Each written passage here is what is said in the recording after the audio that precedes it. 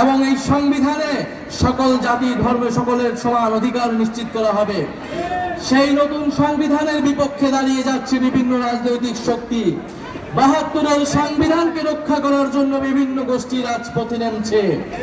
৭২-এর সংবিধান ছিল বাংলাদেশের মুক্তিযুদ্ধকে, বাংলাদেশের স্বাধীনতা সংগ্রামের আকাঙ্ক্ষাকে নষ্ট করে দিয়ে মুজিববাদী সংবিধান প্রতিষ্ঠা করার চক্রান্ত। আমরা সেই চক্রান্তের ভিতরে গত ৫৪ বছর ছিলাম, কিন্তু জুলাই গণ অভ্যুত্থানের মাধ্যমে আমরা সেই চক্রান্ত থেকে বের হতে চাই। প্রিয় সংগ্রামী মৌলভীবাজারবাসী, আমরা জানি মৌলভীবাজারে বাংলাদেশের সর্বাধিক চা বাগান রয়েছে, বাংলাদেশের তেল গ্যাস ক্ষেত্র রয়েছে, বাংলাদেশের খনিজ সম্পদ রয়েছে।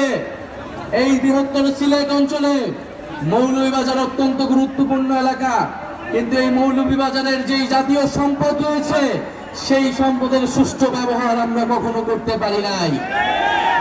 এই মৌলভীবাজারে চা শ্রমিকরা রয়েছেন, চা শ্রমিকরা কয়েকদিন পর পরে আন্দোলন করে ন্যায্য মজুরির জন্য। আমরা জানি শ্রীলঙ্কায় চা শ্রমিকরা ৫৫০ টাকা তারা দৈনিক মজুরি পায়, ভারতেও ৪০০-র বেশি টাকা তারা মজুরি পায়, অথচ বাংলাদেশে এটা ২০০ কম, ১৭৯ টাকা মাত্র তারা মজুরি পায়। ১৭৯ টাকায় একজন শ্রমিক কিভাবে তার দিন যাপন করবে, কিভাবে তার স্বাস্থ্য শিক্ষা তার পরিবারকে তার ভরণ পোষণ ব্যয়ভার বহন করবে?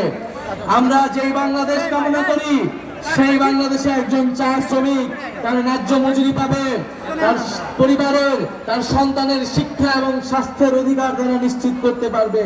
আমরা এমন একটা বাংলাদেশ চাই। এই মৌলভীবাজারে আমরা চা শ্রমিকদের অধিকার নিশ্চিত করতে চাই। এই মৌলভীবাজারে যারা বিভিন্ন জাতিসত্তা রয়েছেন, খাসিয়া পাংখোয়া সহ বিভিন্ন ক্ষুদ্র জাতিসত্তা রয়েছেন, আমরা তাদের অধিকার নিশ্চিত করতে চাই।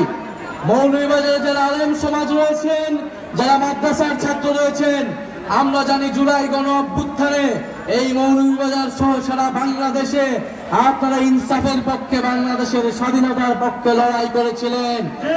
বাংলাদেশের সেই স্বাধীনতার পক্ষে, জনগণের পক্ষে, জুলুমের বিপক্ষে আপনাদের যে লড়াই, সেই লড়াই অব্যাহত থাকবে।